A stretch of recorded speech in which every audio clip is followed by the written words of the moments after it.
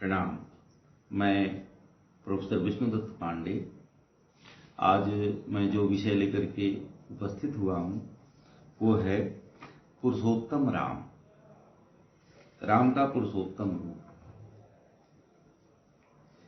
इसको हमने 5 बिंदुओं में बांटा है। पहला तो ये कि पुरुषोत्तम के मानक क्या हैं।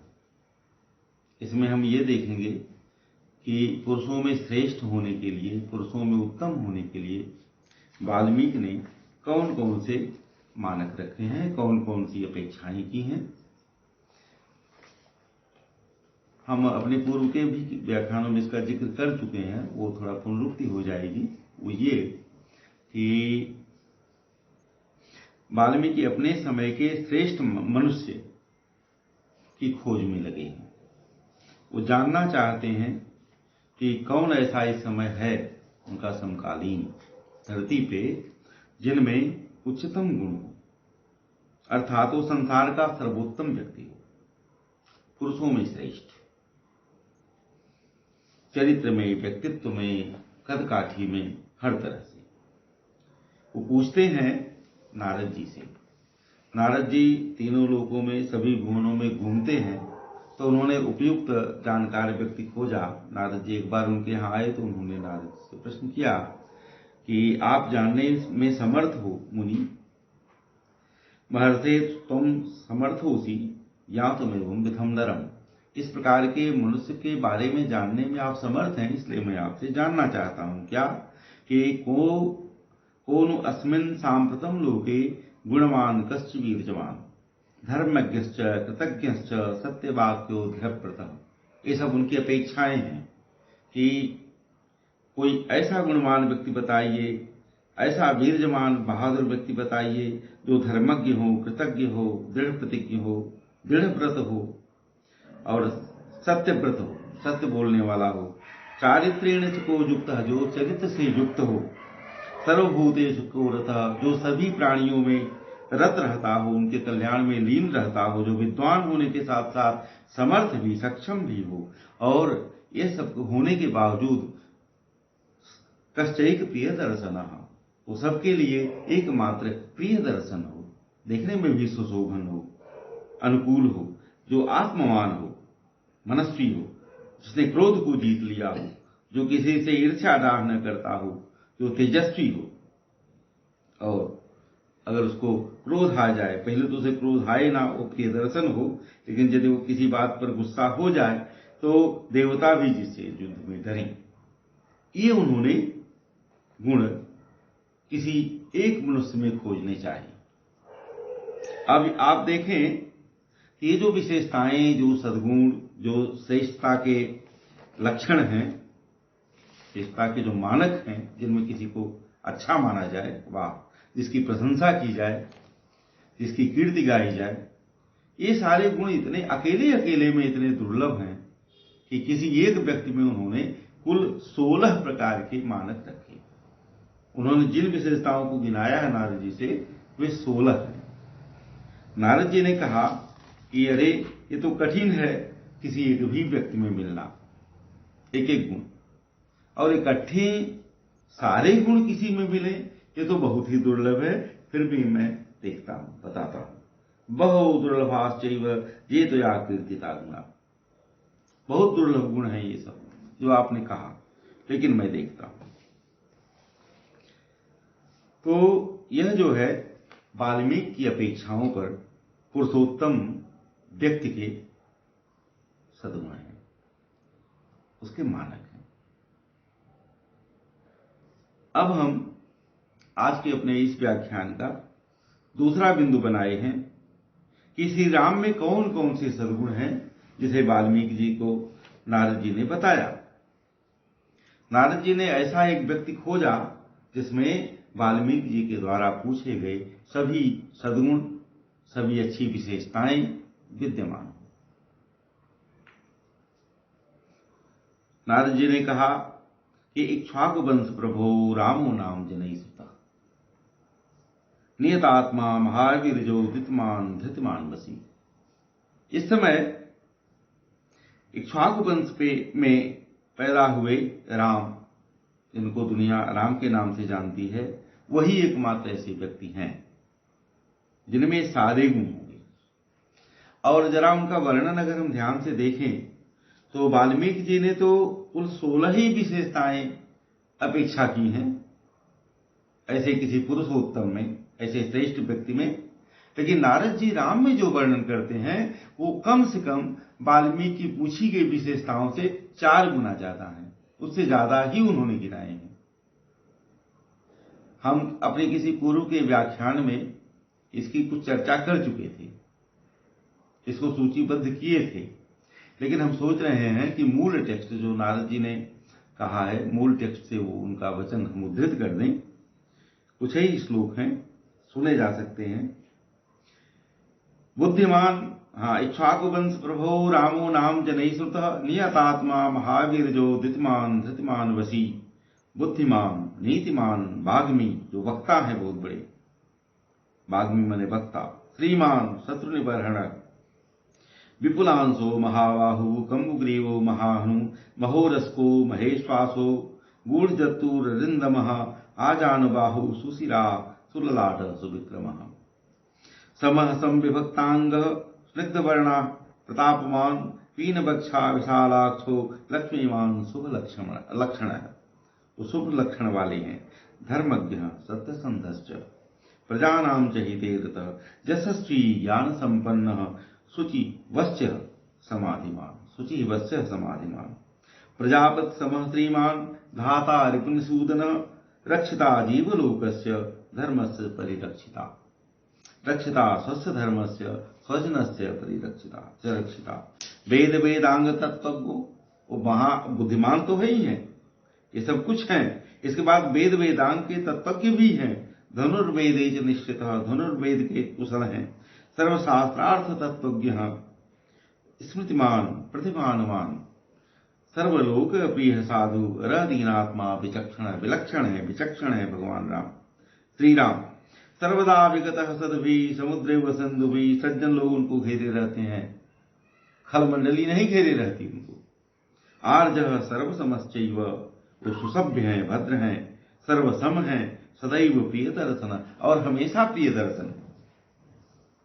सच सर्वगुणोपेत कौशल्यानंद वर्धन, वो कौशल्या का आनंद बढ़ाने वाले सभी गुणों से युक्त राम समुद्र गाम विरजे धैर्येण हिमवान इति हिमवान इव।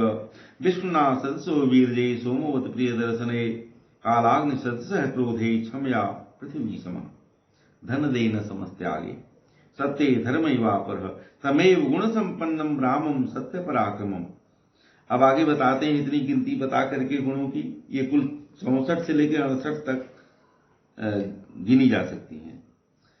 और ये बताने के बाद आगे कहानी राम के जीवन की सब बताते हैं कि पिता राजा दशरथ ने उन्हें जो राज देना चाहा, यहां से लेकर के श्री राम के राज पाने तक की सारी कथा नारद जी वाल्मीकि जी को बता जाते हैं। और फिर बताते हैं कि लंका से लौटने के बाद, रावण का विजय करके लंका से लौटने के बाद राम नंदी गांव में उतरते हैं पुष्पक से, और नंदी ग्रामे जटाम हित्वा भ्रातृभिः सहितो राम सीताम प्राप्य राज्यम पुनरवाप्तवान। नंदी गांव में उन्होंने अपनी जटा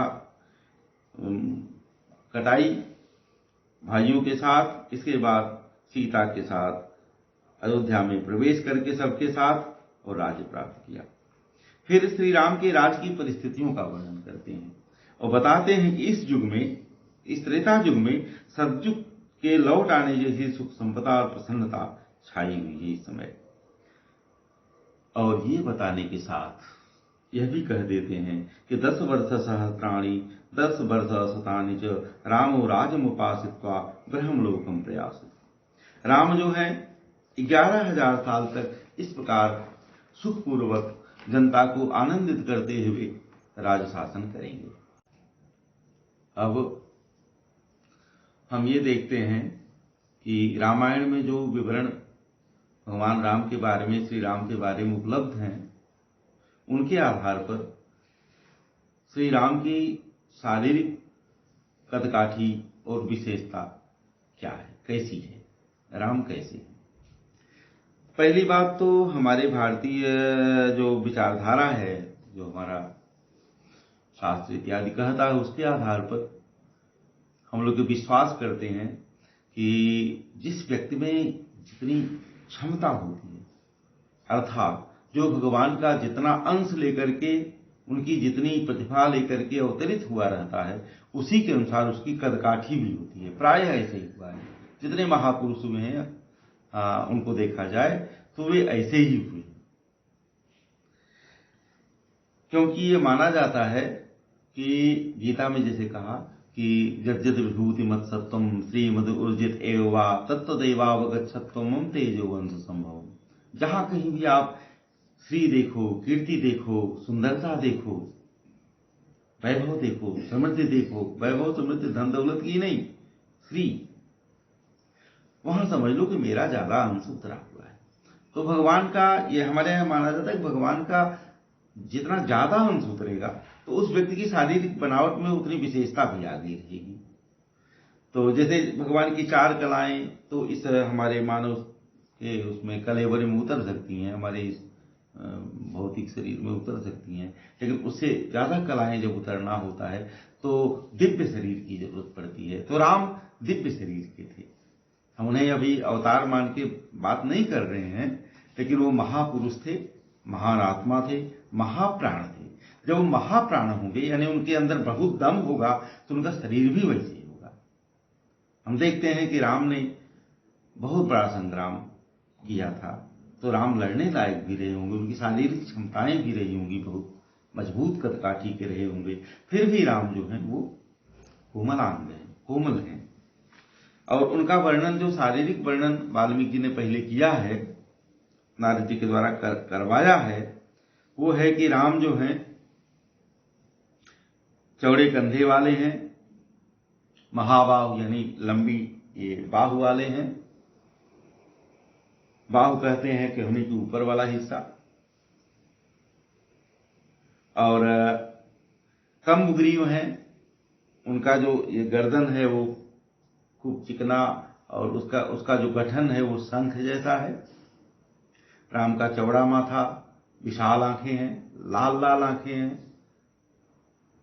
अम्बुज क्षण राम को कहा गया है, माने लाल कमल के समान आंख वाले। यद्यपि राम को नीली आंखों वाला भी बताया गया है, लेकिन राम प्रायः उनके आंख में लाल डोरे तैरते हैं, और जो उनके कमल जैसे नेत्र, बड़े बड़े नेत्र, ऐसे वर्णन हमें उपलब्ध होते हैं। जिसके नाते राम जो है वो गूढ़जत्रु, उनकी हंसुली छिपी हुई है। जत्रु माने हंसुली होता है गर्दन की।